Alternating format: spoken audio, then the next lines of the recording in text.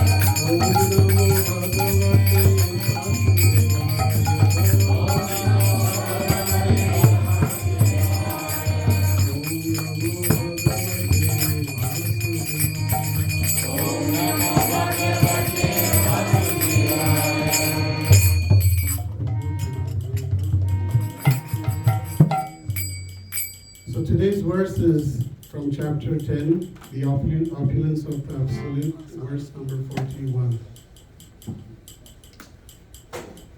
Please repeat after me. Yad yad vibhuti mat sattvam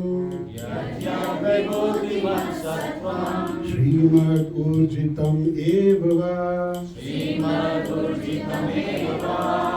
tat eva gacchastvam mama tejo mamsha sambhavam yad yad vibhuti mat sattvam Srimad urjitam eva tat eva gacchastvam mama tejo mamsa sambhavam yad yad vibhuti mat sattvam everyone please Srimad urjitam eva tat eva gacchastvam mama tejo mamsa sambhavam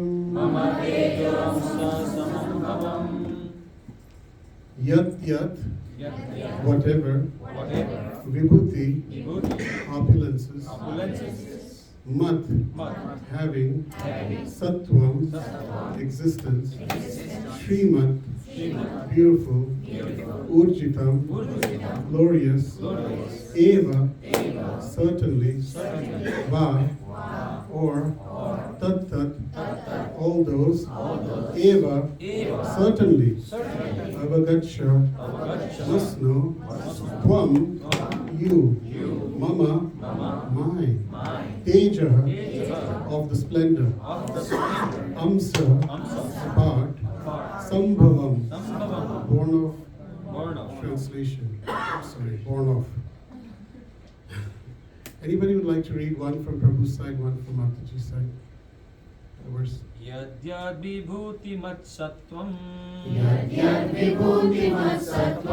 Srimad urjitam eva va tat eva gacchastvam mam tejo amsa sambhavam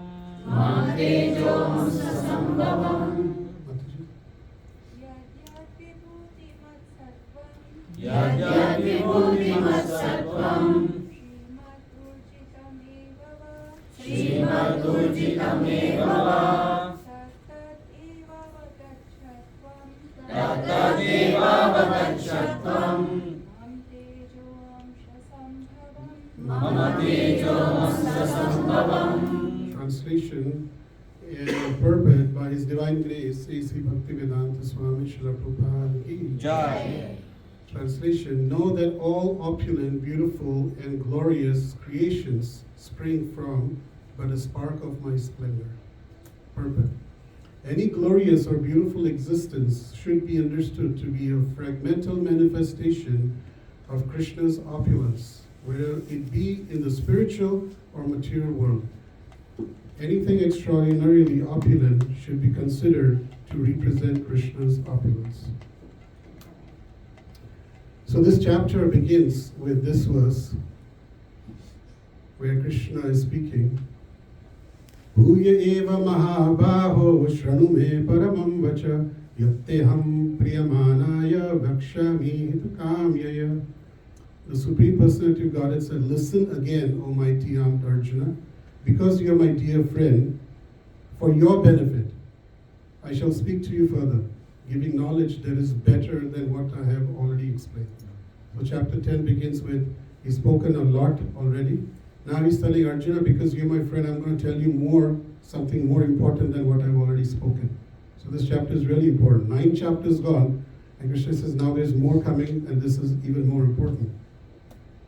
And in this chapter, basically, he summarizes. Krishna says, Arjuna is asking him, please tell me about your opulence. And Krishna says, are you sure? Okay, I'll tell you about my opulence. And he gives some examples. There's many, many more examples, but here are some. And I've tried to capture them in this spreadsheet. You can all see in the back? So he says that he starts with different personalities, different species, and of all those, he says, what is the greatest? That's who I am, and that represents me. And that's what it's coming from me as well. Of all the Adityas, I'm Vishnu. Of all the lights, types of light, I'm sun, Surya. Of all the stars, I'm the moon. Moon gives nourishment, juice to the vegetables. Of all the Vedas, I'm Samaveda. Of all the demigods, I'm Indra. Of all the senses, I'm the mind. There are many senses, right? But I'm the mind. Rudras, I'm Shiva. Yakshas, I'm Kubera. Vasus, I'm fire. Mountains, I'm Meru. Priest, I'm Brahaspati. Of generals, I'm Kartikeya. The bodies of water, there's rivers, there's ponds, there's lakes, but I'm the ocean. Of the great sages, I'm Bhrigu. Vibrations, I'm Om. Sacrifices, I'm Japa. Sacrifices, I'm chanting of the holy names. Immovable things, I'm the Himalayas. Of all the trees, I'm the banyan tree. Of the sages, amongst the demigods, I'm Narada. Among the Gandharvas, I'm Chitraratha. Of all the perfected beings, I'm sage Kapila. Of all the horses, I'm Uchishrava. Elephants, I'm Airavata. Of all the men, I'm monarch. Weapons, I'm the thunderbolt. Cows, I'm Surabhi. Causes of procreation, I'm Kandarpa. Serpents, I'm Vasuki. You want to continue or just go to the next slide? Continue. Many who did Nagas, I'm Ananta. Aquatics, I'm Varuna. Departed ancestors, I'm Aryama. Dispensers of law, I'm Yama. Daitya demons, I'm Prahlad. Of subduers, I'm Time. Of beasts, I'm Lion. Of birds, Garuda. Purifiers, wing. Yields of weapons, Rama.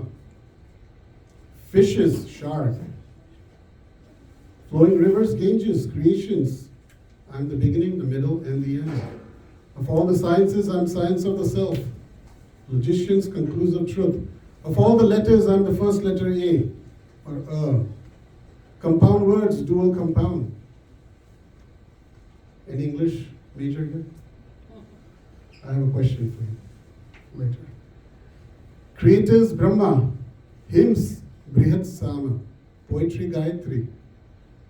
Of all the months, I'm Margashish. Season, spring. Splendid, I'm the splendor. Descendants, Vasudeva. Pandavas, Arjuna. Sages, Vyasa. Thinkers, Ushana. Lawlessness, punishment. Seek victory, morality. Secret things, silence, and wise wisdom. And in between that, there are a few other things as well. So here Krishna is explaining, and Arjuna is like in awe.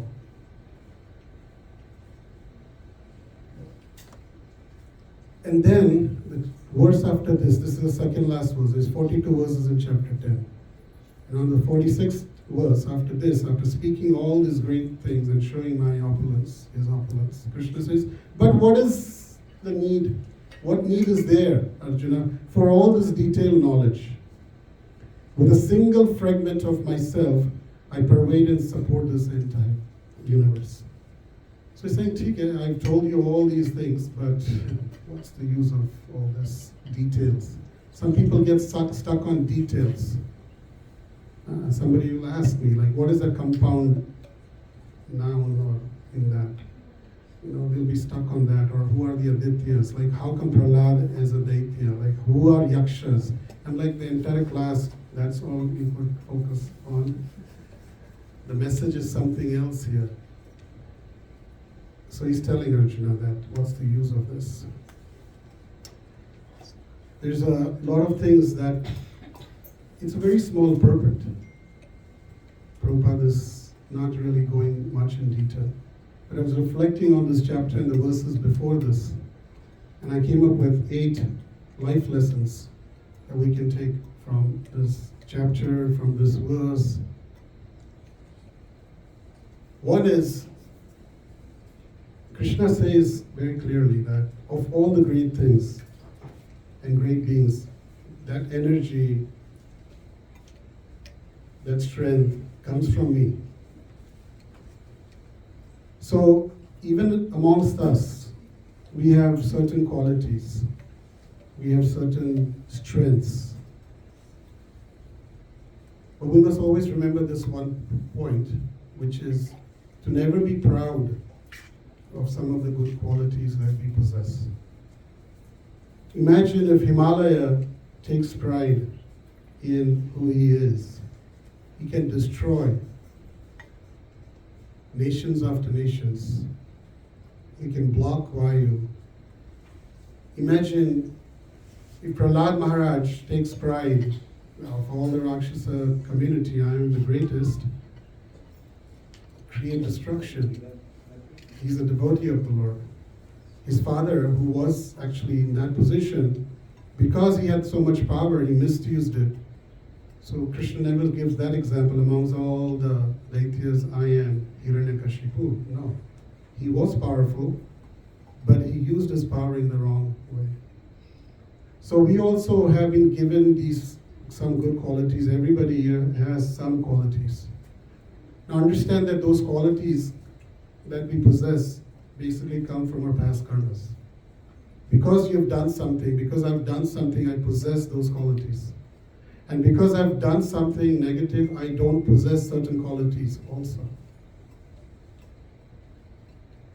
But the moment we surrender to the Lord, Krishna says that I give what my devotee lacks. So when we have some of the good qualities, if it gets into our head that I'm so good at this, I and me, and it's me who developed it, then what happens is the giver of this quality feels it. Just like a child, you give a child a phone, a new phone, and the child goes to school and just starts showing to the friends and says, this is my new phone and you don't have that phone, and this is the latest and greatest that my parents gave me, and starts misusing it and starts criticizing others, belittling others with the quality of phone that the person has. And if the parents find out, the parents would not be happy. This is not what I gave you this for. This was basically to communicate with me where you are. In times of emergency, you can reach out to me. And that's why I gave you this. And you're not using in that service.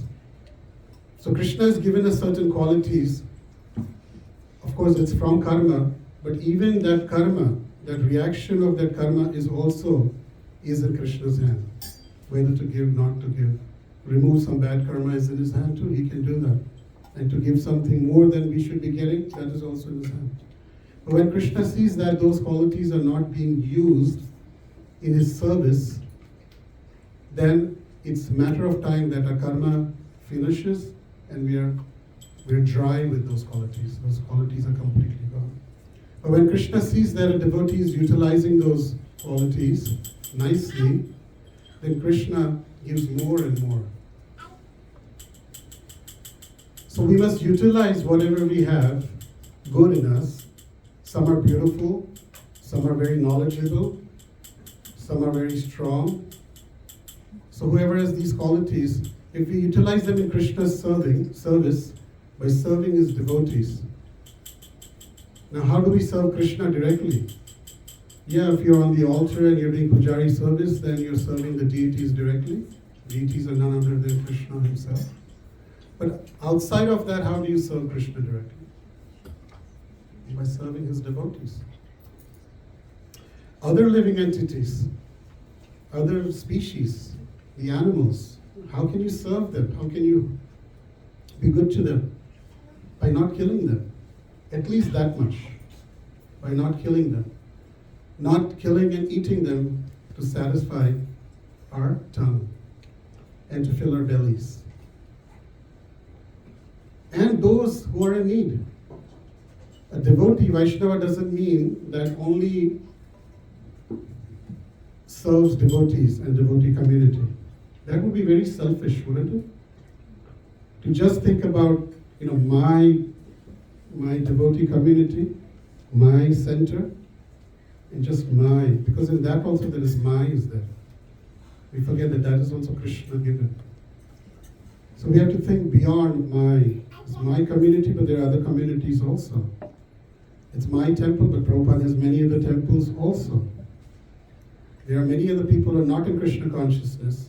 There are many people who are desperately in need of money. They're desperately in need of food. They're desperately in need of guidance. They're sick. So there are many, many people who are in need outside. And when we utilize our qualities, Krishna-given qualities, in serving them, then Krishna is very pleased. In the month of Purushottam, especially in this month, if you go out of your comfort zone to try to help somebody else who has no relationship with you, who's not your blood relative, far relative, a friend, who you grew up with, none of those. A stranger, completely a stranger. And if you try to help that person, Shri Shri Radha Shyam Sundar ki, Imai Tal ki. If you try to help them, then you cannot imagine the returns of that deed that you performed for lifetimes. Again, remember, not those who have helped you, not those who you know, but those who you have nothing to do with.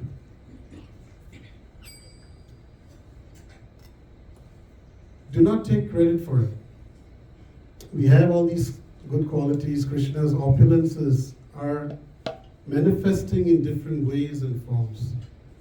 Just see our Srila Prabhupada. He had this special quality in him of attracting any soul that he comes across. Just like in the 60s, the hippies came and they were completely captivated by this elderly 69, 70-year-old man. And what did Prabhupada do? He utilized them in the service of God. He engaged them and made them a better person. So similarly, he never took credit for it. Today there's so many temples on his name. And Prabhupada, even when he was here and he traveled all over, he never took credit for it. He never had his own personal, money, and many other sadhus who came had many cars and so much property and so much money, and eventually they all fell down. But Prabhupada was so unique and so special.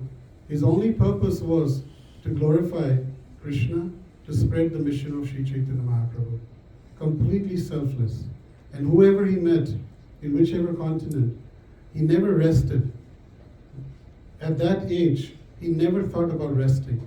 He used to sleep 2 to 3 hours a day, and rest of the time he would write books, translating so many books. But he never took the credit.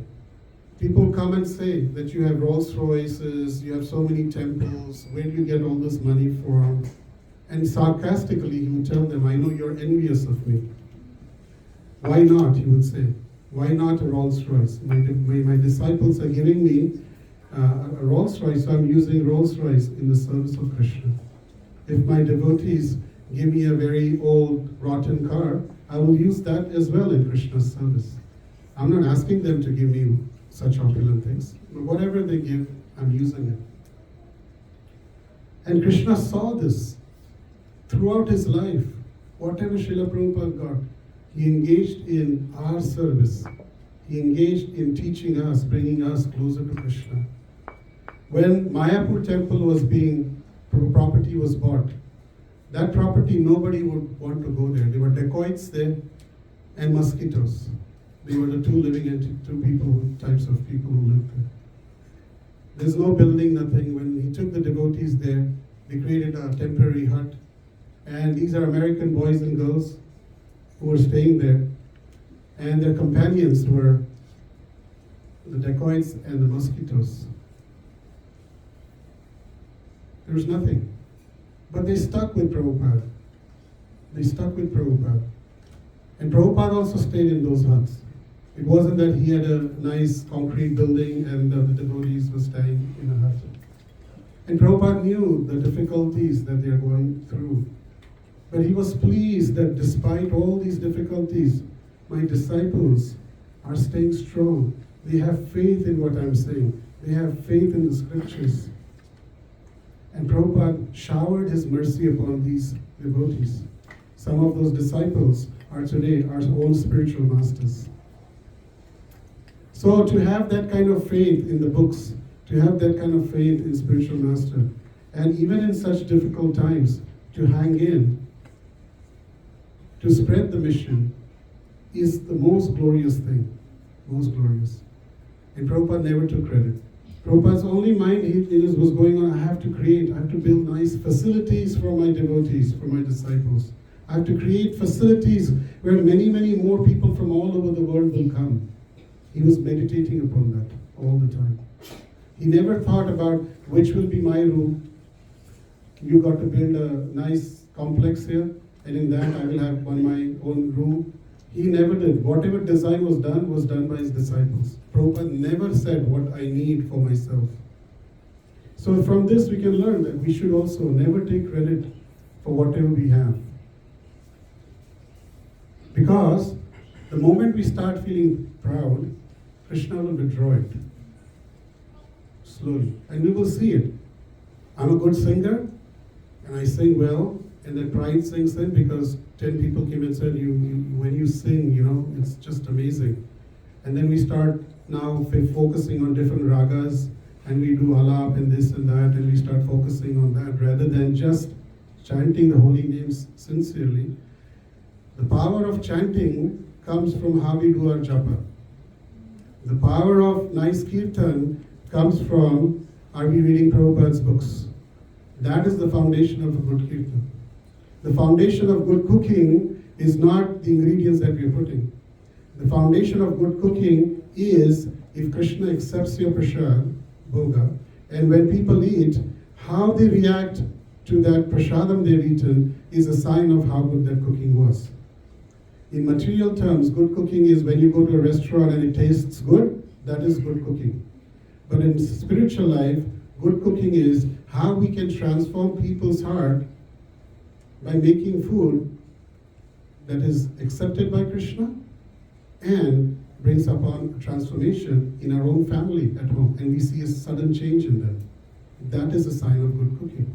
But that good cooking quality comes by studying the scriptures, by sincerely doing japa, by associating with devotees. Then we will see something manifesting from it. If we just go on YouTube and whichever channel you follow, you just try to copy that recipe and try to make nice dishes. On material platform, it'll be good. And somebody will come and say, my goodness, that prasadam that you made was delicious. Now what happens is we start feeling that I'm actually pretty good. I cook well, and so many people are telling me. And if that pride sinks in, then gradually Krishna will withdraw it. And now whenever I'm cooking something, neither I feel the bliss, nor others relishing eating it are saying anything to me. Suddenly everybody stopped telling me I do good kirtan. Suddenly people stop telling me I cook nice prasadam. Why? Because it's getting withdrawn. Because now I'm becoming proud of it.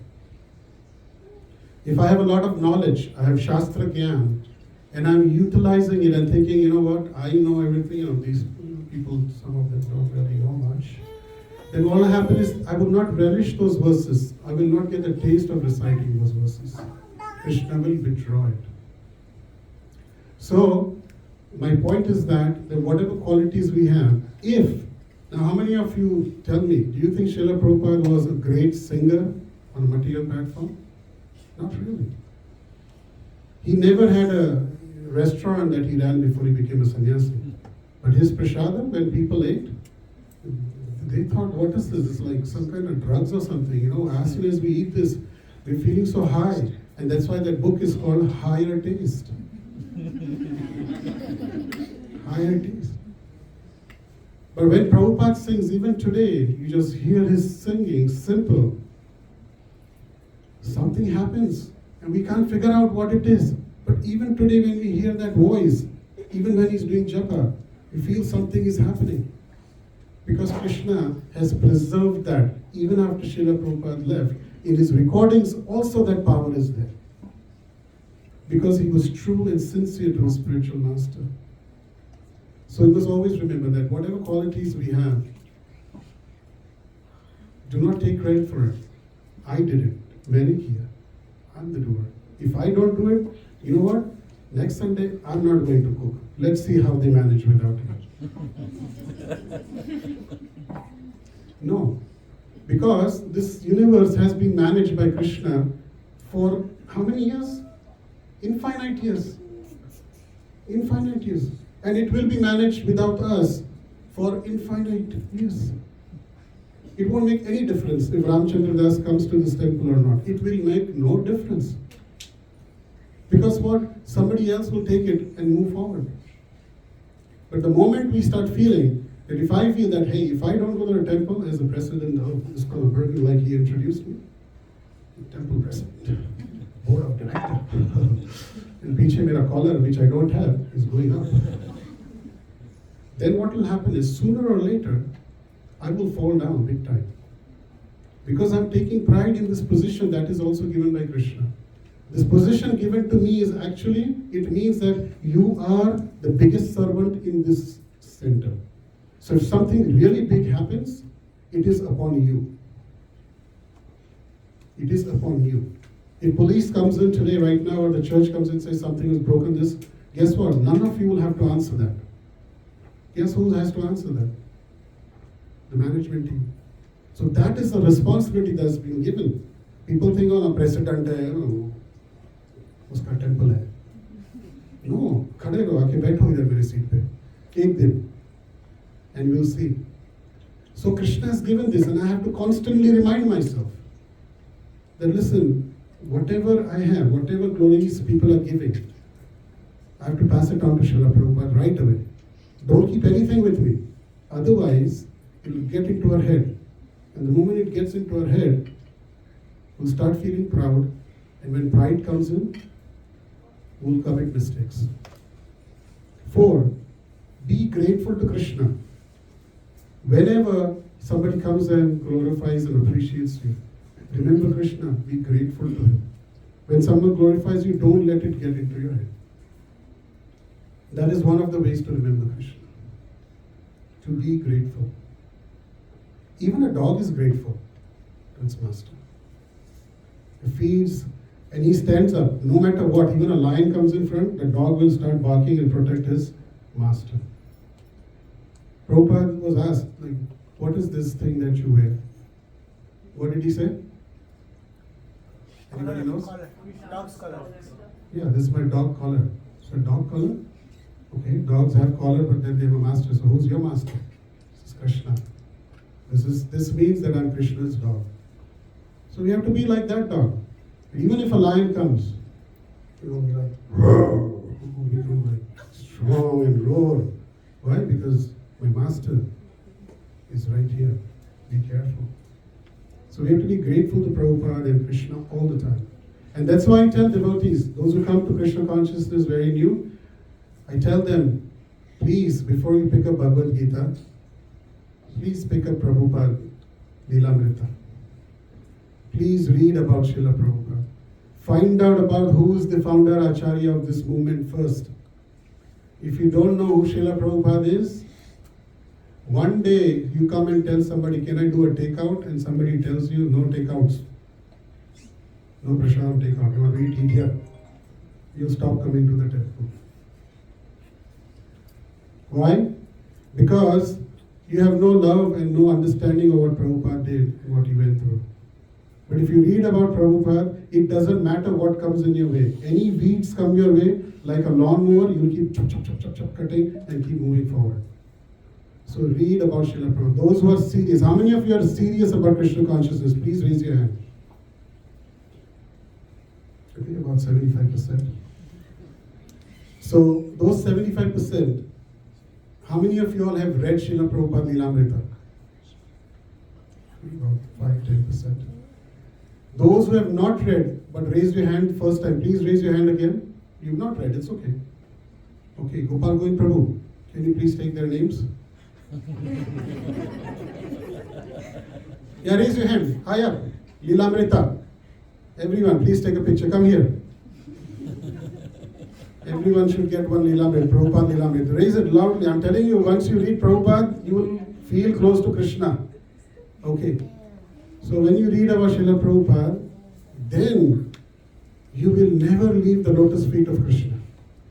Be grateful. Point number 5. See Krishna's hand in others' good qualities. it will become easier for you to appreciate them. Krishna has given me good qualities, you good qualities, but he has given many others a lot of good qualities. We must appreciate them. But it's very difficult to appreciate them. Why? Because they have the same qualities as I have. Then it becomes difficult. If I'm a doctor and Rekha Mataji is a doctor, we're in the same profession, then there's a problem. If she's an engineer and I'm a doctor, it's okay. If she's a doctor, I have to see how many stars she has on Google. She has 5 stars and I have only 3.5. That's a problem. Hare Krishna. I say Hare Krishna, but there's a problem. Same thing with Prasadam and Kirtan and all the other services also. If we see just those good qualities, it's good until somebody in front of me goes and says, Mataji, your this thing was, or Prabhu, your this thing was really nice. And then I start feeling something. Up until then I'm okay. Otherwise there's a conflict. Same thing at work. You're doing some job and somebody else, your colleague is, somebody comes and glorifies that person, although you're struggling, you're slogging, working so hard, but that person gets all the recognition, it hurts. But if you see Krishna's hand in that also, it will not hurt. Krishna says in Bhagavad Gita, you are entitled to do your duty. You are not entitled to the results of your work. But no, Krishna, actually, there was a typo. It should have said, you are entitled to do your duty and you are also entitled to the results of your work. But I think, 5,000 years passed, no? So somewhere something must have happened. Sometimes people ask, is this the same Bhagavad Gita that was written 5,005 years ago? No, it's changed. I said, what changed? Pick up any Bhagavad Gita from any organization, the same verses in there. Nothing has changed. You have changed. So, see the good qualities in others. See that is Krishna giving that person a quality. And fold your hands and do pranams to that person because that person has such a good quality. It actually pleases me a lot. When I see some devotee performs their tasks, their responsibilities very nicely, it pleases me so much because I know that they are pleasing Srila Prabhupada. And because Srila Prabhupada is pleased, I'm also very pleased. We must think like that. We should not think at our own platform, how I feel about it. If somebody is working very hard for Krishna, it should please us that that person is working so hard for Krishna.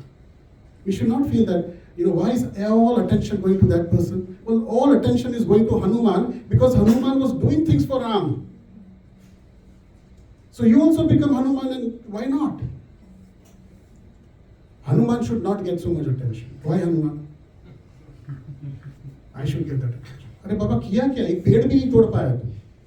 ये तो पूरा समुद्र कूद के आया वापस. नहीं, फिर भी everybody should be equal. Equal where? Then go and stay in communist country. Everybody is equal. So we have to remember this. Anyone's little good qualities, appreciate it, and when somebody glorifies that person in front of you, you also magnify their glories. Point number 6, don't consider yourself the sole proprietor of all good qualities. Why others have? Why Krishna gave all these things to? No, I and me only. No. It shouldn't be like that. I'm not the only proprietor.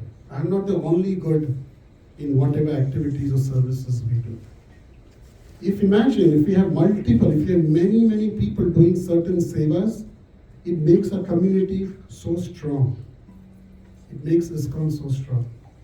But if we have only one superman and one superwoman, then all dependency happens on those people.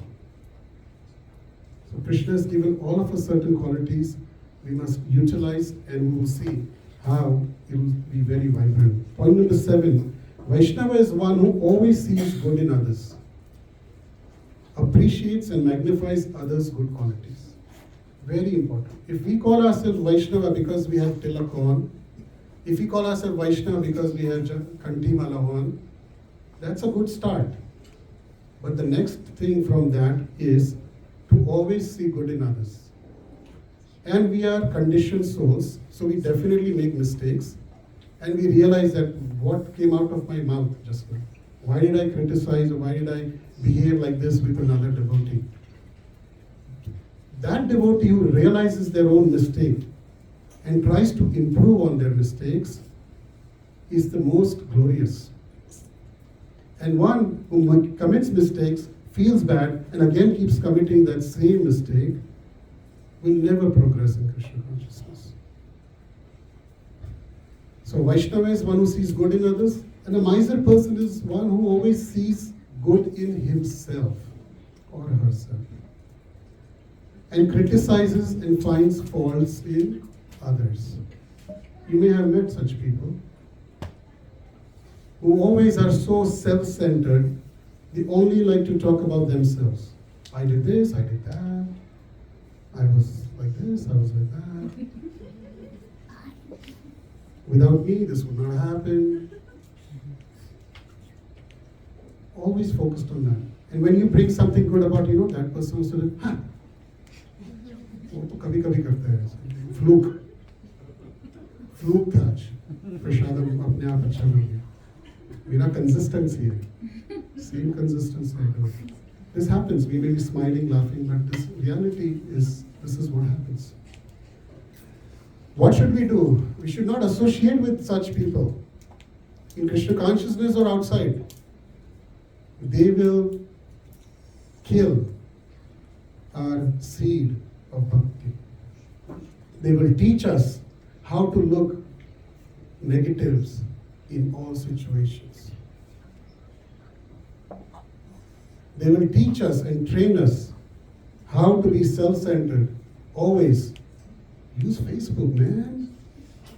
Today's dress that you are wearing looks awesome. Go put it on Facebook and see what kind of reaction you get. And the person puts it, and then they get so many likes and so many. And Baba, do we honestly, as Vaishnavas, do we really want recognition? I didn't read that in any books. In Shastras, anywhere, our acharyas never taught us to present ourselves in a way where we get glorifications. The world is changing. Maya is taking over. People are becoming self-centered. It's okay to post family pictures, it's okay to post updates, but we want Krishna to be getting glorification.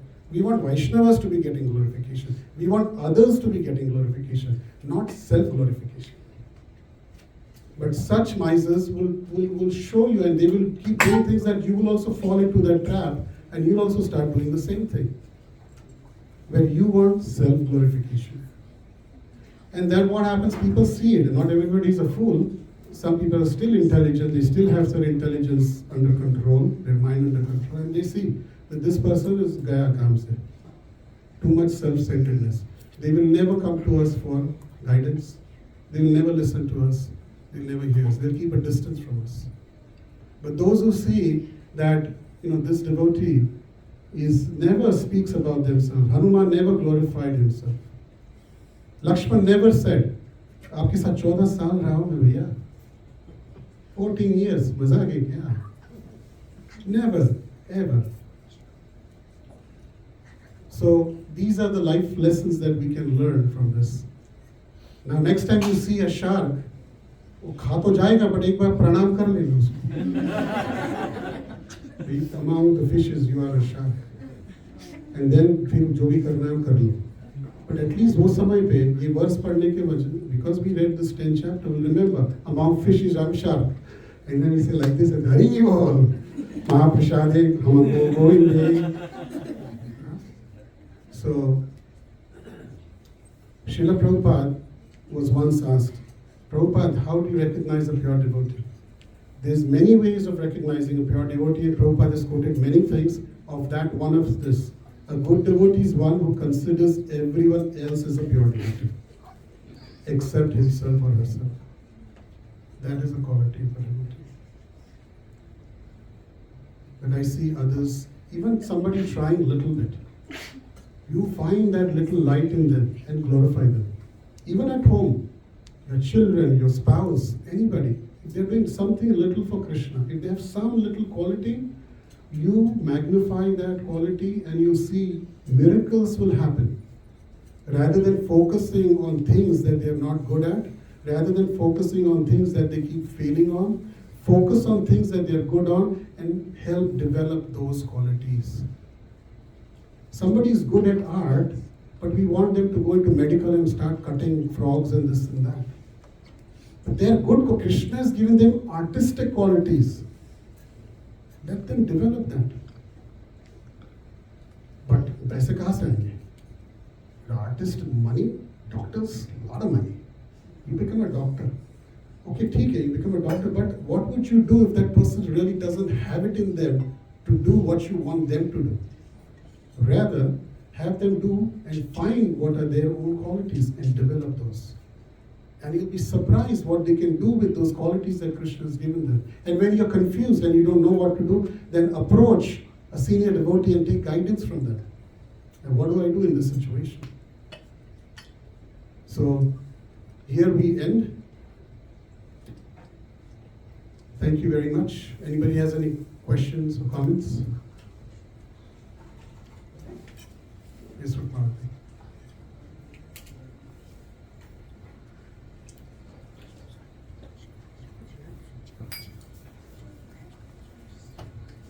Thank you, Prabhuji, for the wonderful session.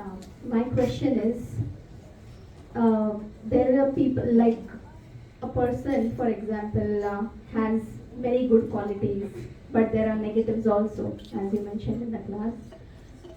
Most of the times, the tendency, and there is some incident that happened, and the negative, we only think about the negative aspect of that person and neglect all the 100 good qualities of that person. So in that case, how do we shift our consciousness or our thought process to only seeing the good qualities and ignore the negative? So we have to keep telling ourselves, I will only see good qualities. The problem is with us, not with them. The problem is with us that we look at and focus on the negative things. We just have to change our focus.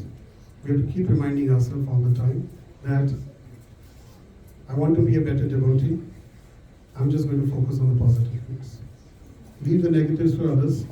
You may focus on the negatives only when you want to rectify that person. When you feel for that person. When that person is very dear to you.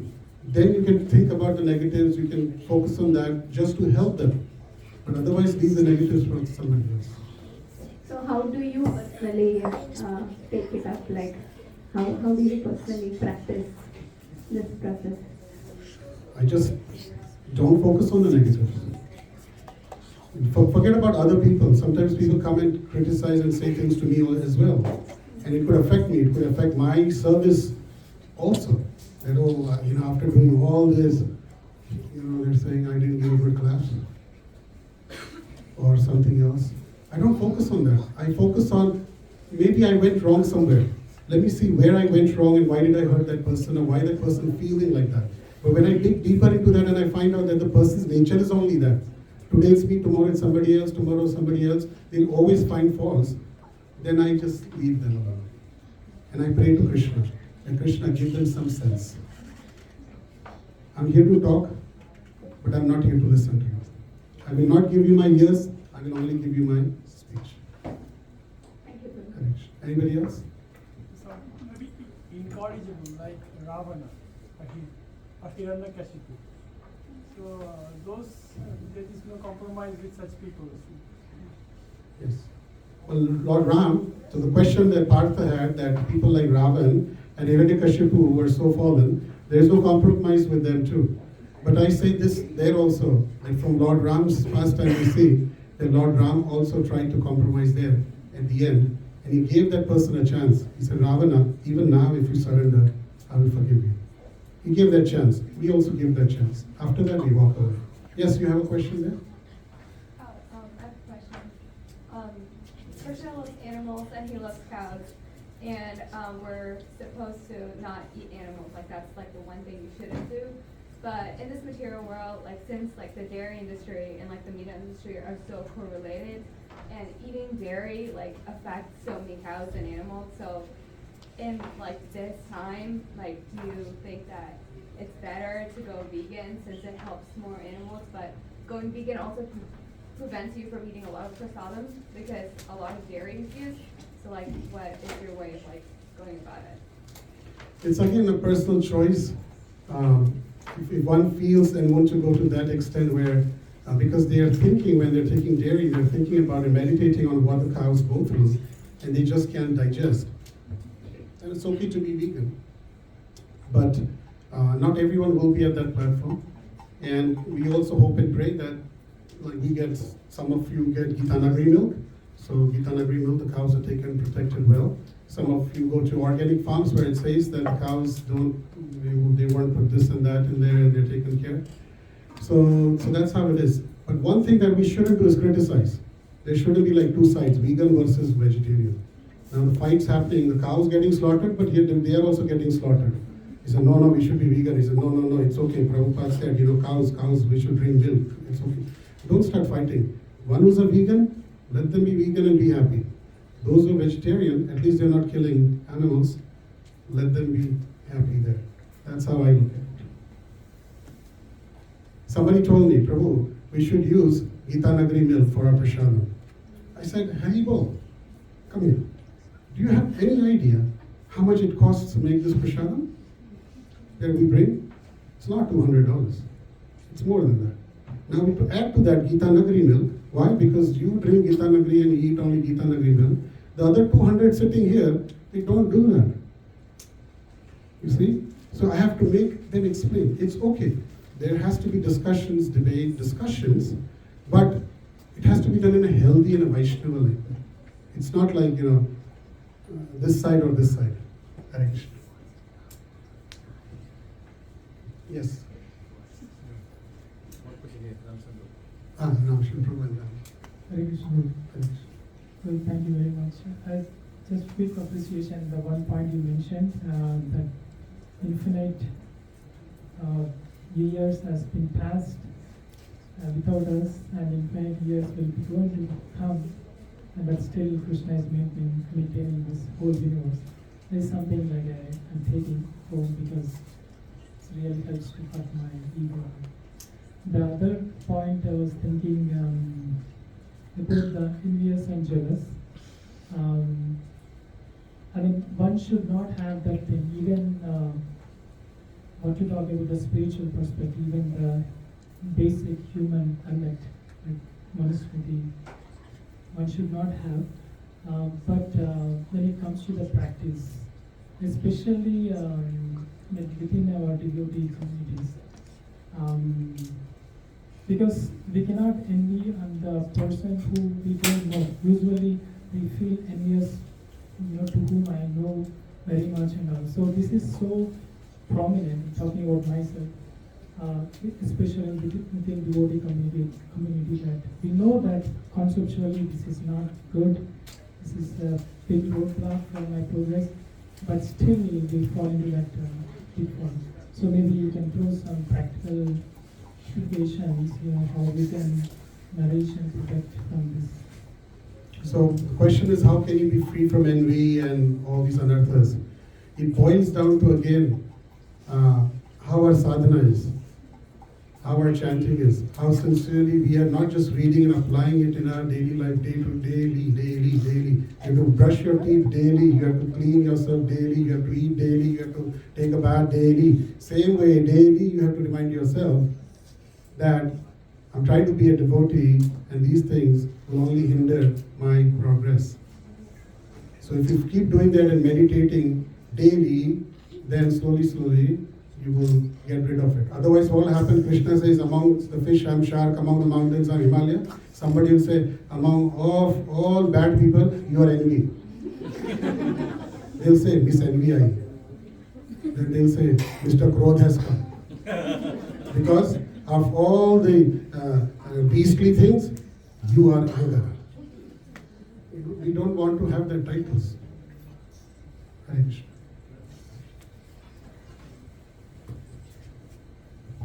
Thank you so much for such a wonderful class. I really like the 8 practical points.